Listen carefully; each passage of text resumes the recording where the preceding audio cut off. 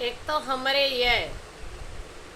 ये मतलब समझत हा ना, हमरे ये नाव ना लीजत। हमरे पति देव इतने सीधे साधे, इतने भोले यहाँ, इतने भोला यहाँ कि सोच ही ना सकते हैं आप कि ये कितना सीधा साधा भोला भाला हा।